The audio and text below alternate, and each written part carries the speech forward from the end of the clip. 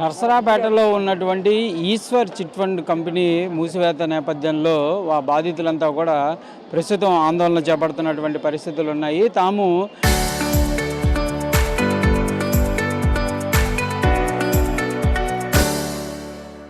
ప్రతి నెల కూడా చెల్లింపులు చేసి 50,000 రూపాయల వరకు చెల్లించినటువంటి నేపథ్యంలో ఒక్కొక్కళ్ళ దగ్గర నుంచి 25,00,000 రూపాయలు ఈ చిట్ ఫండ్ కంపెనీ తీసుకోవడం జరిగిందనే విధంగా చెప్తున్నారు. ప్రస్తుతం వాళ్ళతో మాట్లాడదాం అసలు ఏం జరిగింది అనేది. అయితే మనం ప్రజెంట్ నర్సరాపేటలో ఉన్నటువంటి ఈశ్వర్ చిట్ ఫండ్ కంపెనీ ఏదైతే ఉందో అక్కడ ఉన్నామో దాని దగ్గరే ఈ బాధితులు ఆందోళన చేస్తున్నారు. అయితే వాళ్ళు ప్రధానంగా చెప్తుంది ఈ చిట్ ఫండ్ మీద వచ్చినటువంటి డబ్బులతో అనేక రకాలుగా వాళ్ళు బిజినెస్లు అయితే చేసుకుంటున్నారు, కానీ బాధితులకు మాత్రం న్యాయం చేయట్లేదనే విధంగా చెప్తున్నటువంటి పరిస్థితి ఉంది. ప్రజెంట్ బాధితులు ఉన్నారు, మాట్లాడదాం. అంటే ఎప్పుడు స్టార్ట్ అయింది, అసలు ఎప్పటి నుంచి కట్టారు? నా పేరు జాఫర్ అండి. 2019లో నేను ఈ నెలకి 50,000 రూపాయలు చొప్పున ఈశ్వర చిట్ ఫండ్ దాంట్లో నేను డబ్బులు చెల్లించి ఉన్నాను సార్. ఈ 2023 2024లో కంప్లీట్ అయిపోయిందండి. పాట 50,000 కాడికి 25 లక్షల పాట కంప్లీట్ అయిపోయింది. అయినా కానీ 2.5 సంవత్సరాల నుంచి ఇస్తాము అని చెప్పి మమ్మల్ని నరకం చూపిస్తూ వచ్చారయ్యా. మాకు ఆయన చూస్తే సత్తాజ్ అలీ గారు లండన్లో ఉంటారండి. వాని మేనేజర్ అయిన సుబానీ గారు చూస్తేనేమో నేను ఉద్యోగం మానేశాను, నాకు సంబంధం లేదు అంటున్నారు. వారి తండ్రి అయిన షేక్ షౌకత్ అలీ గారు వాళ్ళ ఇంటికి వెళ్ళడం జరిగింది. వారి ప్రాపర్టీ మెగా కన్వెన్షన్ హాల్ దగ్గర కూడా వెళ్ళడం జరిగింది.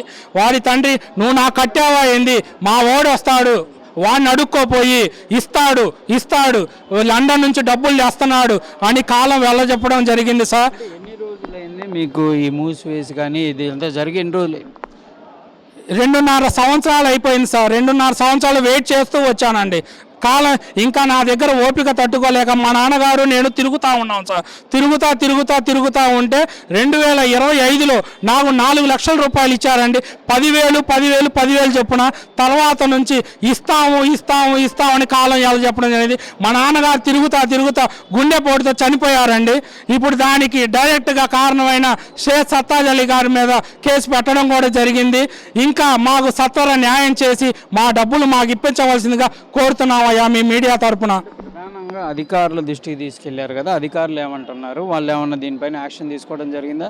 అధికారులు గ్రీవెన్స్ సెల్లో నేను గత 2 వారాల క్రితం గ్రీవెన్స్ సెల్లో కూడా ఎస్పీ ఆఫీస్లో పెట్టడం జరిగింది. వాళ్ళు సిఐ గారికి ఫార్వర్డ్ చేయడం జరిగింది. సిఐ గారు దీని మీద 11 కేసులు నమోదు అవ్వడం జరిగింది.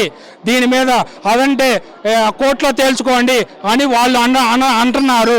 దీని గురించి మీ నాన్నగారు చనిపోయిన వలన నేను పీపీపీ గారి ఒపీనియన్ తీసుకుంటాను అని పీపీపీ గారి ఒపీనియన్కి పంపించడం జరిగిందండి. ఇంకా నేను ఒక్కడిని అప్పుడు ఎంతమంది కట్టారు, ఎన్ని కోట్ల రూపాయల వరకు స్కామ్ జరిగిందని? నాకు 50 మంది కట్టారు సార్. 30 మంది 20 ఎంతమంది ఉన్నారో బాధితులు నాకు తెలియదు. నేను గ్రీవెన్స్ సెల్లో ఉన్నప్పుడు మాత్రం నేను ఒక్కనే వెళ్ళాను గ్రీవెన్స్ సెల్కి. ఇప్పుడు బాధితులు అందరూ ఒక స్టాండ్ మీదకి వచ్చి అందరూ నాకు ఫోన్ చేయడం జరిగింది. అందరూ మేము బాధితులు అని బాధితులు అందరూ రావడం జరిగిందండి. మేము 50 నెలలు కట్టాము సార్. అది సార్. మీరు ఎంత కట్టారండి? సార్ నా పేరు ఆదం షఫీ సార్, పెరంగిపురం. అయితే మా అన్నయ్య కొడుకు అవుతాడు. అతను మా అన్నయ్య కొడుకు అక్కడ గ్రీవెన్స్లో పెట్టిన తర్వాత అతనికి బెదిరింపు కాల్స్ వచ్చినాయండి. మీరు రిటర్న్ తీసుకోండి, కేసు ఎందుకు పెట్టారని చెప్పి వస్తే అతనికి కానీ మాకు కానీ ఎవరికైనా ప్రాణహాని ఉందండి.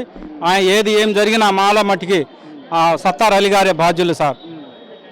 ఎంత కట్టారండి? నేను 25 లక్షలు చీటీ అండి. సేమ్ గ్రూపు సేమ్ నెలలో చివరి వరకు కట్టాను సార్. 49 నెలలు కట్టాను సార్. మీరు పాడుకోండి అంటే మా పాట రానివ్వాల, మా దాకా రానివ్వాల, చివరి దాకా కట్టించుకున్నారు. మా ఇద్దరిని ఆపారు సార్. ఇంతమంది రాగారు అయితే నాకది తెలియదు. సార్ అంటే మొదట్లో అసలు బాగానే జరిగిందా, లేకపోతే చెల్లింపులు మీకంటే ముందు బాధితులు కానీ లేకపోతే వాళ్ళ పరిస్థితి ఎట్లా ఉంది? వాళ్ళ పరిస్థితి ఎలా ఉందైతే తెలియదండి. ఎంతమంది ఉండారో లోన్ ఉండారు. ఇప్పుడు మమ్మల్ని చూసి ఎంతమంది బయటకు వస్తారో తెలియదు సార్. ఇప్పుడే మీరు అడిగారా డబ్బులు ఎప్పుడు చెల్లిస్తారు ఏంటి? మీకేం అడిగామండి. ఇదిగోండి డిసెంబర్ వస్తున్నా, ఇదిగో మార్చి వస్తున్నాను, ఇస్తాను అని చెప్పి మేము ఎంతో ఆశపడ్డామండి. నేను అప్పులు చేసి ఉన్నాను, ఆ గోల్డ్ లోన్స్ పెట్టి ఉన్నాను. వాళ్ళకి వడ్డీలు కడుతున్నాను, నెలకు 40-50 వేలు వడ్డీలు కడుతున్నా సార్. నాకు రెస్పాన్స్ లేదు. నేను ఎవరికి చెప్పాలో అర్థం కావట్లేదు.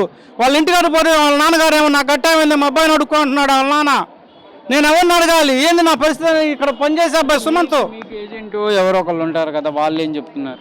సుమంత్ అండి, సుమంత్ గారు, రమణయ్య సాతురు నుంచి నగరం ప్రతి నెల అండి ఉదయాన్నే వచ్చి కలెక్ట్ చేసుకుని వెళ్ళి సంతకం పెట్టిపోతాడండి. పుస్తకంలో డబ్బులు తీసుకున్నాడు, రసీదు ఇచ్చి పుస్తకాలు ఇదిగోండి 47 నెలలు చివరి వరకు కట్టించుకున్నాడండి. ఇంత వడ్డీకి అండి రూపాయి బిళ్ళ రాలా నాకు, రూపాయి బిళ్ళ రాలేదండి. ఏం చేయాలి నేను? ఎవరిని అడగాలి నేను పోయి?